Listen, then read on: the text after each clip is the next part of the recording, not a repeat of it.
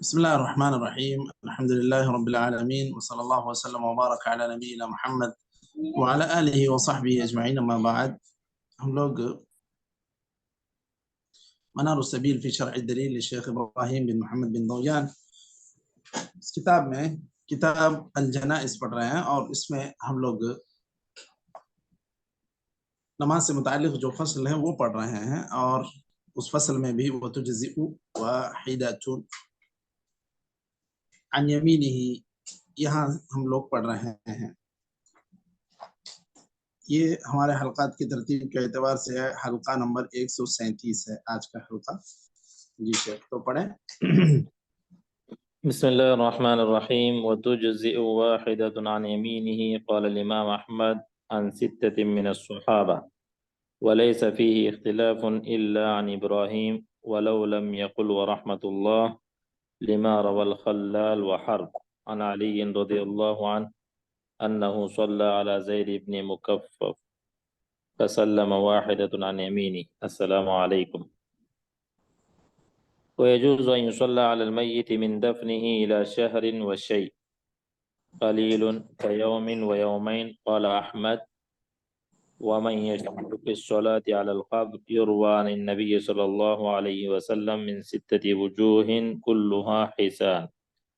वक़ाल अक्तरु मा समिअतु अन्न नबी सल्लल्लाहु अलैहि वसल्लम सल्ला अला उम्मि सअद इब्न उबादा बअद शहर वयहरुमु बअद ज़ालिका नस्स अलैहि लिअन्नहु ला यतहक़्क़क़ु बक़ाउहु अला हालिही बअद ज़ालिक। वयुसल्ला अलल गायबि बिन्निय्यति लिसलातिही सल्लल्लाहु अलैहि वसल्लम अला नजाशी क़ाल फ़िल इख्तियारात वला युसल्ला कुल्ल यौमिन अला गायब लिअन्नहु लम युनक़ल। जी युअय्यिदुहु क़ौलुल इमाम अहमद इज़ा मात रजुलुन सालिहुन सल्ला अलैहि सुल्लिया वहतज्ज बिक़िस्सतिन नजाशी। फ़स्लुन वहम्लुहु वदफ़नुहु फ़र्दु किफ़ायतिन लिक़ौलिही तआला सुम्मा अमातहु फ़अक़बरह क़ाल इब्नु अब्बास अक्रिमहु बअद दफ़निही अकरमहु। अकरमहु हम्म। वलिअन्न फ़ी तर्किहिमा हत्कन लिहुर्मतिहा वअज़न लिन्नासि बिहा लकिन यस्क़ुतुल हम्ल वद्दफ़न वत्तकफ़ीन बिलकाफ़िर लिअन्न फ़ाइलहा ला युख़्तस्सु बिकौनिही मिन अहलिल क़ुर्बा वयुक्रहु अख़्ज़ुल अज्रि अला ज़ालिका व अलल ग़ुस्ल लिअन्नहा इबादा वसुन्न कौनुल माशी अमामल जनाज़ति लिक़ौल इब्न उमर रअयतु नबिय्य सल्लल्लाहु अलैहि वसल्लम व अबा बकर यमशूना अमामा जनाज़तिन रवाहु अबू दाऊद वर्राकिबु खल्फ़हा लिहदीथिल मुग़ीरा बिन शुअबह मरफ़ूअन अर्राकिबु खल्फ़ल जनाज़ति वल माशी हैथु शाअ मिनहा सह्हहु तिर्मिज़ी वल क़ुर्बु मिनहा अफ़ज़ल कल इमामी फ़िस्सलाह वयुक्रहुल क़ियाम लहा लिक़ौलि अली क़ाम रसूलुल्लाह सल्लल्लाहु अलैहि वसल्लम थुम्मा क़अद रवाहु मुस्लिम वरफ़अु अस्सौति मअहा वलौ बिज़्ज़िक्रि वल क़ुरआन लिहदीथ ला तत्तबिअल जनाज़ता बिसौतिन वला नारिन रवाहु अबू दाऊद वसुन्न अन युअम्मिक़ल क़ब्र अयवा। वयुवस्सअ बिला हद्दिन लिक़ौलिही सल्लल्लाहु अलैहि वसल्लम फ़ी क़त्ला उहदिन इहफ़िरू व अवसिअू व अअमिक़ू रवाहु अबू दाऊद व तिर्मिज़ी व सह्हह। वक़ौलुहु सल्लल्लाहु अलैहि वसल्लम लिल-हाफ़िरि अवसिअ मिन क़िबल अर्रअस व अवसिअ मिन क़िबल अर्रिजलैन रवाहु अहमद व अबू दाऊद। क़ाल अहमद युअम्मक़ु इला अस्सद्रि लिअन्नल हसन व इब्नु सीरीन काना यस्तहिब्बानि ज़ालिक। अब ये शेख और पढ़ेंगे इंशाअल्लाह। हाँ, या तो थोड़ा सा और थोड़ा सा वयक्फी मा यमना, वो पढ़ें। वयक्फ़ी मा यमनअ अस्सिबाअ वर्रायहा लिअन्नहु यहसुल बिहिल मक़सूद है ना। जी, यहसुल बिहिल मक़सूद। लिअन्नहु यहसुल बिहिल मक़सूद अयवा। व और जी वकरिहा है बुरिहा है كره إدخال القبر. وكره إدخال القبر خشبا وما مسته نار جی كآجر تفاؤلا ألا يمس الميت نار. وقال إبراهيم النخعي كانوا يستحبون اللبن ہم، ويكرهون الخشب والآجر. ووضع فراش تحته وجعل مخدة تحت رأسه نص عليه لما روي عن ابن وجعلوا عباس. مخدة تحت رأسه. جی وہ مصدر، وجعلوا مخدة تحت وجعل رأسه. مخدة تحت رأسه نص عليه لما روي عن ابن عباس أنه كره أن يلقى تحت الميت في القبر شيء ذكره الترمذي وعن أبي موسى لا تجعلوا بيني وبين الأرض شيئا. ٹھیک ہے، یہاں تک کافی دیکھیے، اس کے بعد دیکھتے ہیں پھر ضرورت پڑے گی. چلے بسم اللہ الرحمن الرحیم، الحمد للہ رب العالمین، صلی اللہ وسلم وبارک علی نبینا محمد وعلی آلہ وصحبہ اجمعین، اما بعد.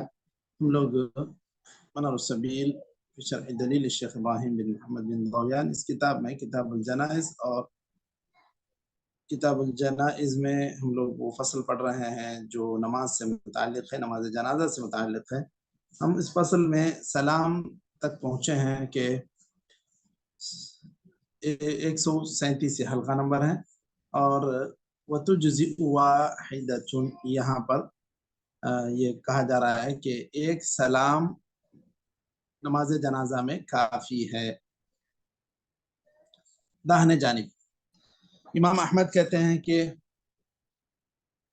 یہ چیز 6 صحابہ سے مروی ہے، اور اسناد بھی اس کی سب صحیح ہیں.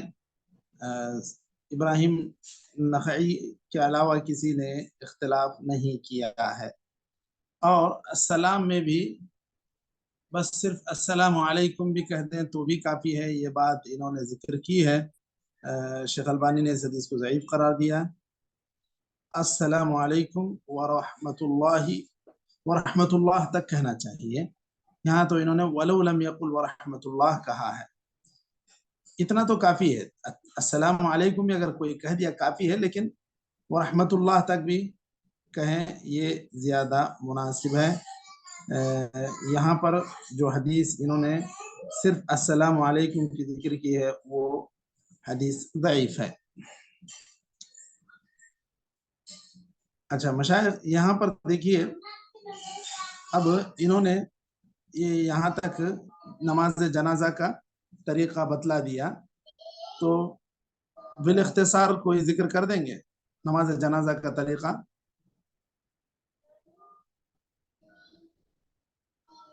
جی مشائخ.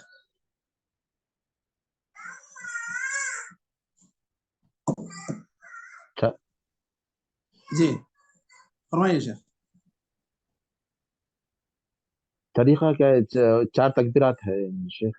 جی پہلی جی پہلی تکبیر کے بعد سورہ فاتحہ، ٹھیک ہے، دوسری تکبیر کے بعد جو ہے درود شریف، ٹھیک ہے، تیسری تکبیر کے بعد دعا میت کے لیے، ٹھیک ہے، چوتھی تکبیر کے بعد سلام ایک طرف.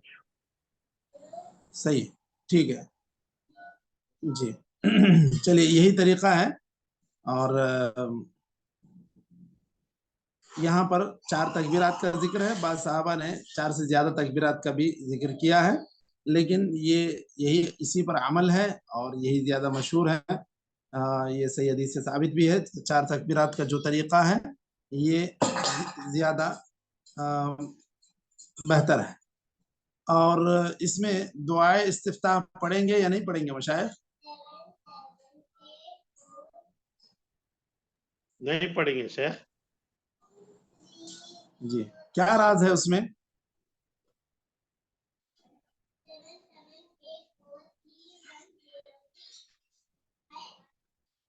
جی مشائخ کیا وجہ ہے، کیوں دعا استفتاح نہیں پڑھ رہے ہیں، یا سلام بھی ایک ہی پھیرنے کے لیے کہہ رہے ہیں، کیا وجہ ہے؟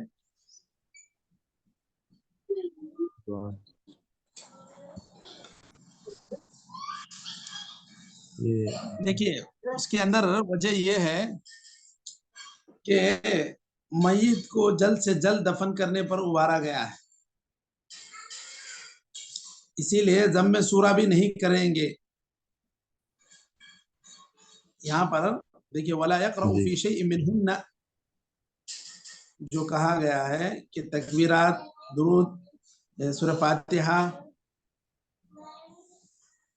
پہلے سورہ فاتحہ پہلی تکبیر میں، دوسری تکبیر میں درود، پھر تیسری تکبیر میں جنازے کے لیے دعا کریں گے، اس کے بعد ولا یقرأ فی شیء منہن جو کہا گیا ہے کوئی قرات کوئی سورہ نہیں پڑھیں گے۔ اس سے اصل میں مقصود جو ہے اس کا یہ ہے کہ دیر نہ ہونے پائے، اس طرح دیر نہ ہونے پائے، میت کو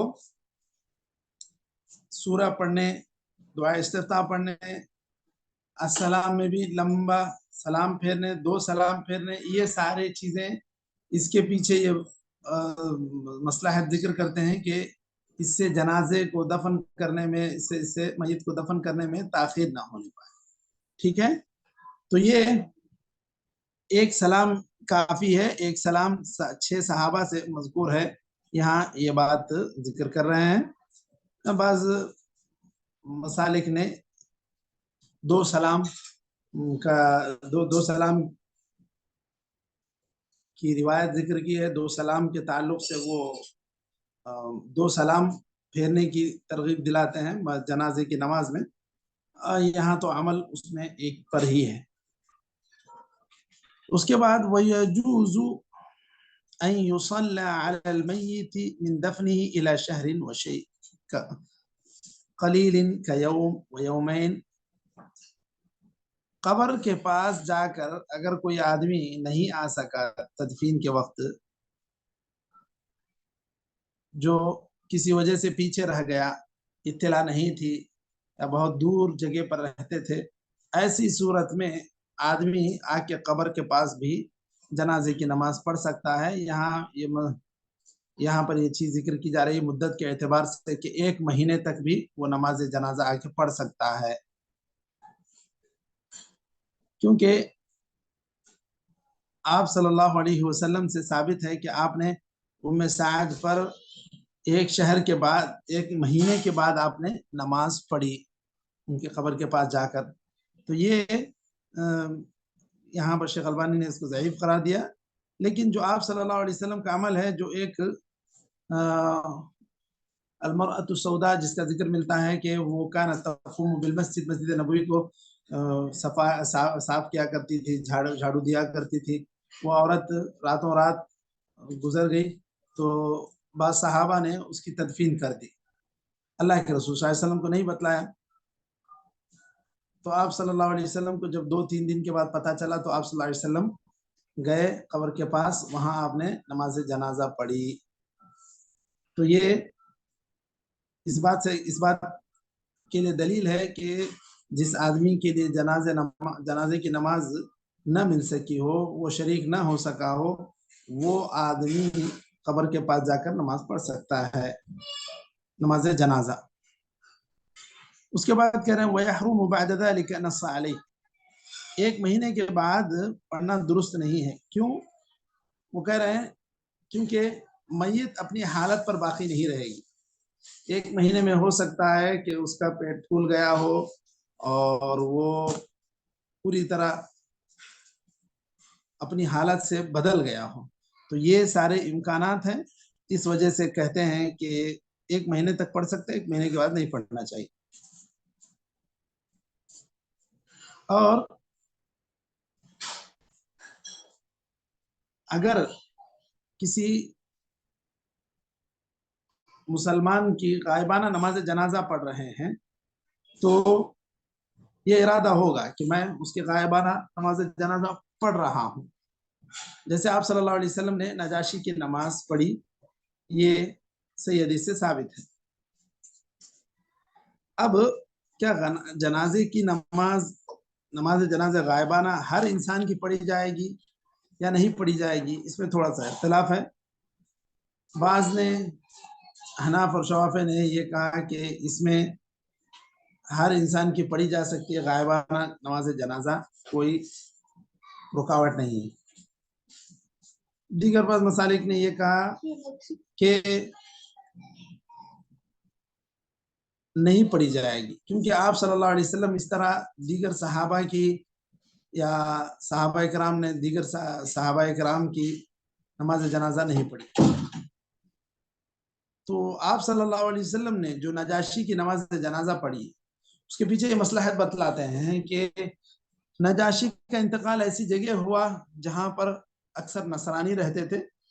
اب یہ لوگ نہیں پڑھے اس لیے آپ صلی اللہ علیہ وسلم نے پڑھی تھی، یہ کہتے ہیں. تو اگر کوئی انسان ایسی جگہ گزر جائے جہاں پر نماز جنازہ کا اہتمام نہیں ہو سکتا ہے تو ایسے انسان کی نماز جنازہ غائبانہ پڑھی جائے گی، اس میں کوئی اشکال نہیں ہے. اسی حدیث نجاشی کی جو نجاشی کی آپ صلی اللہ علیہ وسلم نے نماز پڑھی اس کی بنیاد پر. رہی بات اگر کہیں پڑھی جاتی ہے پھر دوبارہ آپ پڑھنا چاہ رہے ہیں تو اس میں یہ اختلاف ہے کہ جب ایک انسان کی نماز پڑھی گئی ہے پھر کیوں دوبارہ دوسری جگہ پڑھی جا رہی ہے.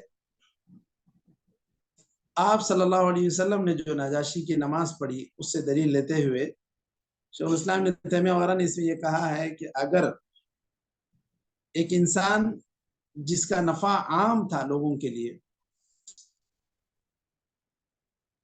جیسے کوئی بادشاہ تھا، نیک بادشاہ تھا، اسی طرح کوئی بہت بڑا عالم جس کی کافی خدمات رہیں، دعوتی سرگرمیاں رہیں، علمی سرگرمیاں رہیں، کافی لوگوں کو فائدہ پہنچایا، تو ایسے انسان کی نماز جنازہ غائبانہ پڑھی جانی چاہیے جس طرح آپ صلی اللہ علیہ وسلم نے نجاشی کی پڑھی.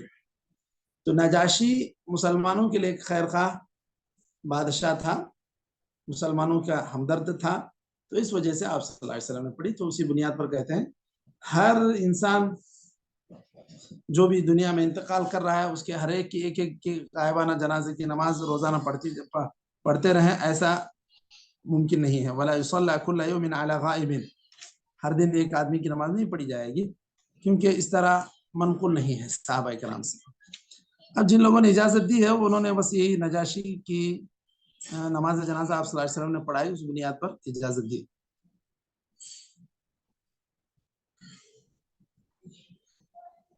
امام احمد کا جو موقف ہے کہ اگر کوئی بڑا نیک انسان جس کے احسانات ہیں امت پر وہ گزر جائے تو اس کے لیے پڑھی جائے گی، ورنہ ہر عام انسان کے لیے نہیں پڑھی جائے گی. یہ نجاشی کے قصے سے دلیل لیتے ہوئے امام احمد نے کہا، یہی شیخ الاسلام ابن تیمیہ رحمہ اللہ کا بھی موقف ہے. اس کے بعد جو فصل انہوں نے ذکر کی ہے، دیکھیے دفن کرنا، میت کو اٹھا کر لے جانا، یہ ساری چیزیں فرض کفایہ ہے. کچھ لوگ بھی اگر یہ کام کر دیتے ہیں تو دیگر لوگوں سے گناہ ساقط ہو جائے گا. اذا ادى البعض سقط الاثم عن الباقين، فرض کفایہ ہے. اس کی تعریف کیوں؟ اللہ تعالیٰ نے فرمایا ثم اماته فاقبره. دفن کرنا بھی اس لیے ہے کہ اللہ تعالیٰ نے کہا کہ اللہ تعالیٰ کا احسان ہے کہ موت کے بعد تمہیں اس نے دفن کرنا سکھلایا یا دفن کرنے کا طریقہ بتلا دیا اللہ تعالیٰ نے. حضرت ابن عباس رضی اللہ عنہ فرماتے ہیں اکرمہ بعد دفنہ، اللہ تعالیٰ نے یہ جو دفن کرنے کا طریقہ سکھلایا بنی آدم کو، یہ خود اللہ تعالیٰ کی طرف سے ایک احسان ہے. اگر ایسا نہیں ہوتا، ساری میتیں باہر ہی سڑ گل کر گزر جاتی تو اس کو پرندے نوچتے، درندے کھاتے، اس طرح ایک انسان کی بے حرمتی ہوتی. اللہ تعالیٰ نے یہ جو طریقہ سکھلایا یہ اس میں انسانیت کا احترام.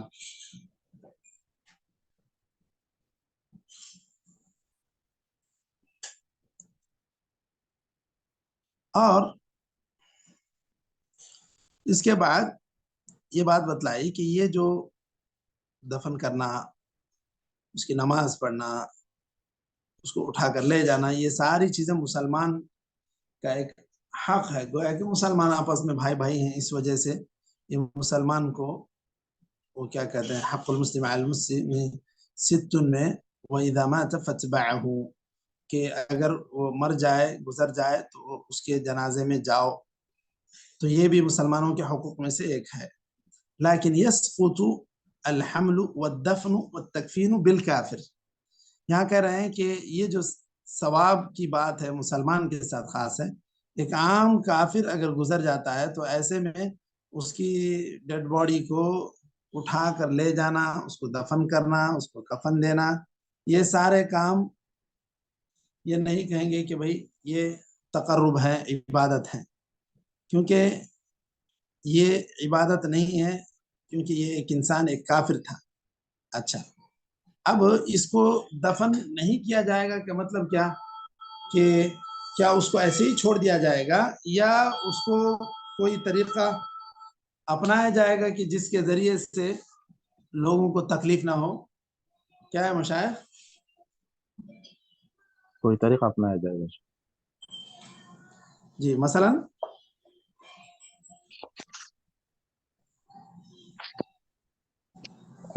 کافر کے اس کے لیے بول رہے ہیں نا؟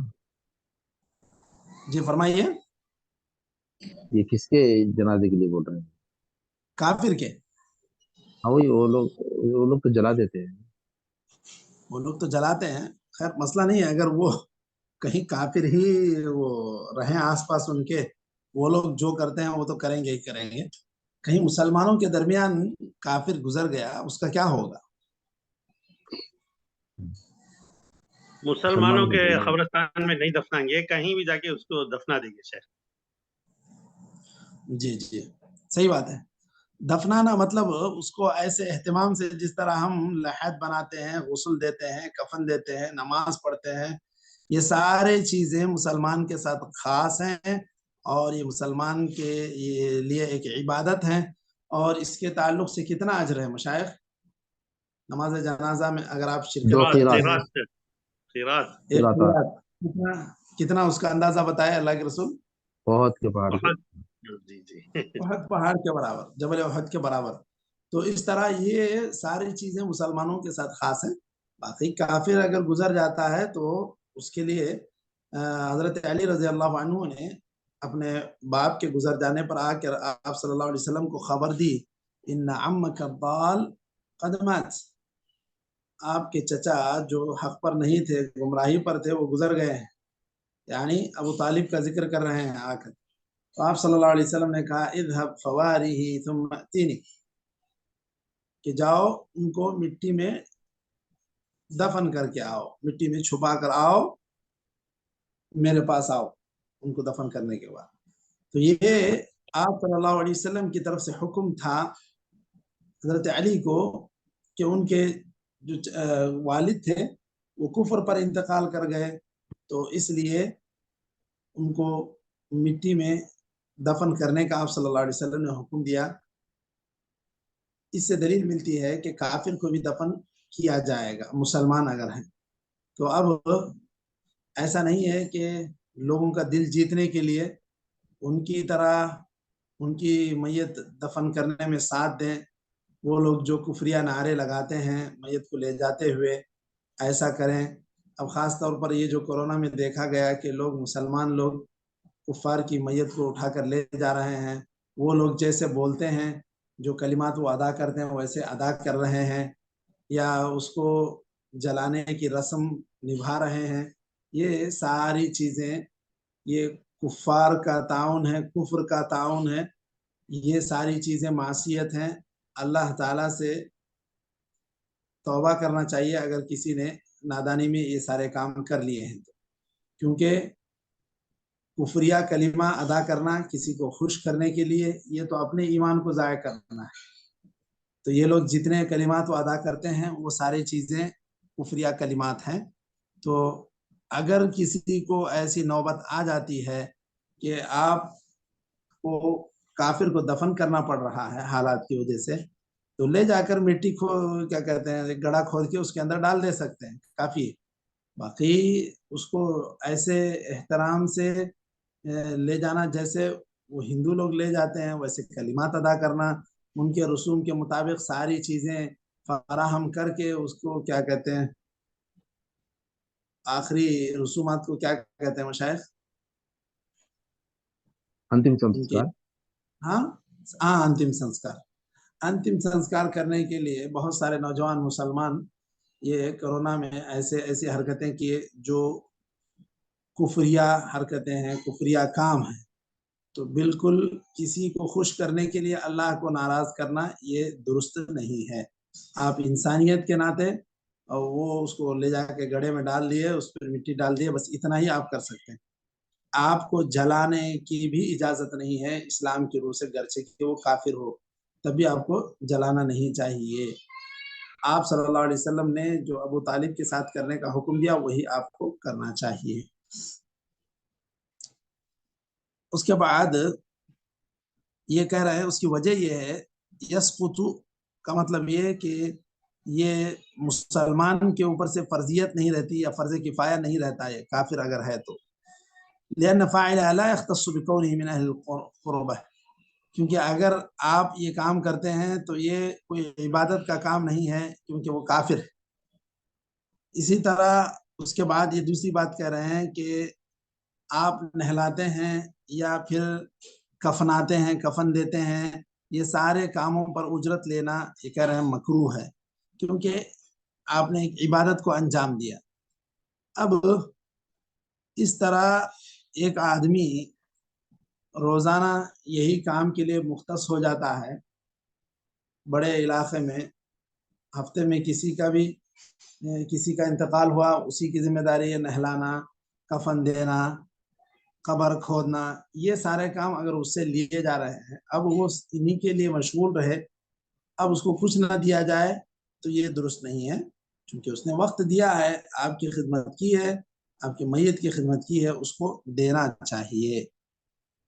اب وہ لینے کے لیے آپ صلی اللہ علیہ وسلم سے کوئی ایسی صاف صریح حدیث نہیں ہے کہ آپ صلی اللہ علیہ وسلم نے اس پر اجرت، قبر کھودنے پر اجرت لینے سے منع کیا ہو یا نہلانے سے اجرت لینے پر منع کیا ہوا ہو. یہ چونکہ عبادت ہے اس لیے اس کو لینا درست نہیں ہے یہ کہہ رہے ہیں. ورنہ لوگوں کو اس بات کا خیال رکھنا چاہیے کہ آپ کسی سے کوئی خدمت لے رہے ہیں اس کا ضرور خیال رکھیں کہ اس کا وقت اس طرح روزانہ اسی میں لگتا رہے اور وہ اس کا کچھ مادی فائدہ نہ دیا جائے، یہ مناسب نہیں. اس کے بعد یہاں کہہ رہے ہیں کہ وَسُنَّ كَوْنُ الْإِمَامِ وَسُنَّ كَوْنُ الْمَاشِ أَمَامَ الْجَنَازَةِ. حضرت ابن عمر رضی اللہ عنہ کا جو قول ہے کہ میں نے نبی صلی اللہ علیہ وسلم ابو بکر رضی اللہ عنہ کو دیکھا کہ جنازے کے سامنے چل رہے تھے، یہ سنن نبی داؤد کی حدیث حسن ہے. تو جنازے کے سامنے چلنا یہ درست ہے.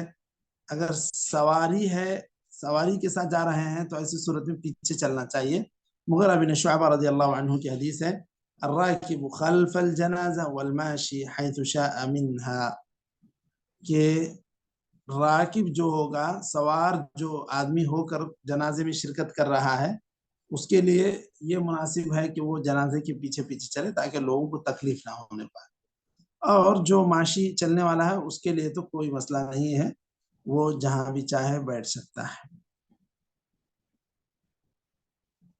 یہ کیا کہتے ہیں، جو چلنے والا ہے اس کے لیے تو کوئی مسئلہ نہیں، وہ چاہے جنازے کے سامنے ہو یا پیچھے پیچھے چلے، کوئی مسئلہ نہیں اس کے. والقرب منها افضل، اور یہ جنازے سے قریب رہنا یہ زیادہ افضل ہے. کالامام فی الصلاۃ، جس طرح امام سے قریب رہنا افضل ہے. ویکرہ القیام لها، یہاں پر ایک بات کہہ رہے ہیں کہ اس کے لیے قیام کرنا یہ مکروہ ہے. قیام لها، ہا کی ضمیر کدھر جا رہی ہے مشائخ؟ جنازے کی طرف سے. صحیح ہے. تو یہ مکروہ کہہ رہے ہیں. کیوں مکروہ کہہ رہے ہیں؟ حضرت علی رضی اللہ عنہ کا قول ہے کہ آپ صلی اللہ علیہ وسلم کھڑے شروع میں جنازے کے لیے، یہودی کا جو جنازہ تھا، پھر آپ صلی اللہ علیہ وسلم بیٹھ گئے. کا مطلب یہ کہ ایک مدت آپ نے ایسے کی، یہ عمل آپ صلی اللہ علیہ وسلم سے ثابت ہے کہ آپ کھڑے رہے، پھر آپ بعد میں یعنی بیٹھ جایا کرتے تھے، نہیں اٹھتے تھے، یہ کہنا ہے حضرت علی رضی اللہ عنہ کا. صحیح مسلم کی حدیث میں. تو آپ صلی اللہ علیہ وسلم نے جو پہلے اٹھا پھر بعد میں اس کو ترک کر دیا، اس سے یہ دلیل لے کے کہتے ہیں کہ مکروہ ہے. لیکن صحیح بات تو یہ ہے کہ آپ صلی اللہ علیہ وسلم نے اس کے اندر یہ صراحت کر دی کہ بھائی کیا وہ انسان نہیں تھا؟ جب صحابہ نے کہا اللہ کے رسول یہ تو جنازہ یہودی کا ہے، تو آپ صلی اللہ علیہ وسلم نے کہا کہ یہ تو کم از کم پھر بھی تو انسان تو تھا۔ اس بنیاد پر آپ صلی اللہ علیہ وسلم کھڑے ہو گئے تھے، تو جنازے کے لیے کھڑ سکتے ہیں۔ اور اصل میں ہم وہ کافر کے ڈیڈ باڈی کا احترام نہیں کر رہے ہیں، اللہ تعالیٰ نے جو انسانیت کو احترام بخشا ہے اس کی بنیاد۔ وَلَقَدْ كَرَّمْنَا بَنِي آدَمَ وَحَمَلْنَاهُمْ فِي الْبَرِّ وَالْبَحْرِ، اللہ تعالیٰ نے ہی عزت بخشی بنی آدم۔ ورفع الصوت معها ولو بالذكر والقرآن لحديث لا تتبع الجنازة بصوت ولا نار۔ اچھا، اسی طرح جنازے کے ساتھ ساتھ جاتے ہوئے بلند آواز سے باتیں کرنا یا پھر ذکر پڑھنا، کوئی خاص بعض علاقوں میں ہر جگہ کچھ نہ کچھ ایسے رسوم و رواج رہتے ہیں جنازے میں کہ وہ لوگوں کو اس سے دور رکھنا مشکل ہو جاتا ہے۔ مثلا کہیں کہیں جب میت کو لے کے جاتے ہیں تو لا الہ الا اللہ پڑھتے ہوئے لے جاتے ہیں بلند آواز سے۔ یہ ساری چیزیں مشروع نہیں ہیں، حدیث سے ثابت نہیں ہیں۔ ورفع الصوت معها ولو بالذکر والقرآن، جنازے کو صرف ساتھ لے کے جا رہے ہیں تو خاموشی سے جانا چاہیے، نہ ایسے میں قرآن پڑھنا ہے نہ کوئی خاص ذکر ہے۔ کیوں؟ یہاں پر دیکھیے ایک یہ بھی ضعیف حدیث ہے، لا تتبع الجنازة بصوت ولا نار، تم جنازے کے پیچھے پیچھے کوئی آواز کرتے ہوئے یا پھر جو ہے روشنی کے آلات لے کر مت جاؤ۔ کیوں؟ اس لیے کہ یہ موقع ایسا ہے کہ یہاں پر عبرت حاصل کرنا ہے، یہاں پر نعرے بازی کرنا یا پھر آگ لے کر جانا، کرتب دکھانا، یہ ساری چیزیں جنازے میں منع ہے۔ وَسُنَّ أَن يُعَمَّقَ الْقَبْرُ وَيُوَسَّعُ بِلَا حَدٍّ، اب قبر بناتے ہوئے کن چیزوں کا خیال رکھنا چاہیے اس تعلق سے کہہ رہے ہیں کہ قبر کو گہرائی سے بنانا چاہیے اور توسیع اس کی کرنی چاہیے، یعنی قبر چوڑی ہونی چاہیے۔ آپ صلی اللہ علیہ وسلم نے احد کے شہداء کے لیے جب قبریں کھودی تو آپ نے کہا برابر کھودو، وسیع کرو اور گہری بناؤ قبر، یہ سنن کی حدیث میں سے ہے۔ اور آپ صلی اللہ علیہ وسلم اسی طرح جو قبر آدمی کھودتا تھا اس کو آپ صلی اللہ علیہ وسلم سمجھایا کرتے تھے کہ سر کی جانب سے اس کو کیا کہتے ہیں، جتنا بھی آپ کشادہ کریں سر کی جانب بھی اور پیر کی جانب بھی کشادہ کرنا چاہیے، چوڑی ہونی چاہیے۔ ایسا نہ ہو کہ قبر بالکل ٹائٹ ہو، بہت لگ کر جو ہے ڈیڈ باڈی کو یا میت کو اتارا جا رہا ہے، ایسا نہیں۔ تو قبر گہری بھی ہو اور اچھے سے وسیع بھی ہو، کیونکہ یہ حدیث سے ثابت ہے۔ آپ صلی اللہ علیہ وسلم نے گہری قبر کھودنے کے لیے کہا، اس کو وسیع کرنے کے لیے کہا، تو یہ چیز ضروری ہے، بلکہ یہ چیز سنت انہوں نے کہا۔ آپ صلی اللہ علیہ وسلم یہ کہا کرتے تھے جو آدمی قبر کھودتا تھا کہ سر کی جانب تھوڑا سا کشادہ کرو، پیر کی جانب کشادہ کرو۔ امام احمد رحمہ اللہ فرماتے ہیں کہ ایک آدمی اگر اترے تو اس کو سینے تک آنا چاہیے، اتنی گہری ہونا چاہیے۔ حسن اور ابن سیرین دونوں اسی بات کو پسند کرتے تھے۔ اب یہاں کہہ رہے ہیں وَيَكْفِي مَا يَمْنَعُ السِّبَاعَ وَالرَّائِحَةَ لِأَنَّهُ يَحْصُلُ بِهِ الْمَقْصُودُ، کہ اتنا کھودنا جس کے ذریعے سے درندوں سے بدبو سے نجات مل جائے، یہ کافی ہے، اتنا بھی کافی ہو سکتا ہے۔ یہاں تک ہم لوگ رک جاتے ہیں۔ نکتفی بهذا القدر وصلی اللہ وسلم علی نبینا محمد وعلى آلہ وصحبہ اجمعین، جزاکم اللہ خیرا۔ السلام علیکم ورحمۃ اللہ وبرکاتہ۔ وعلیکم السلام ورحمۃ اللہ۔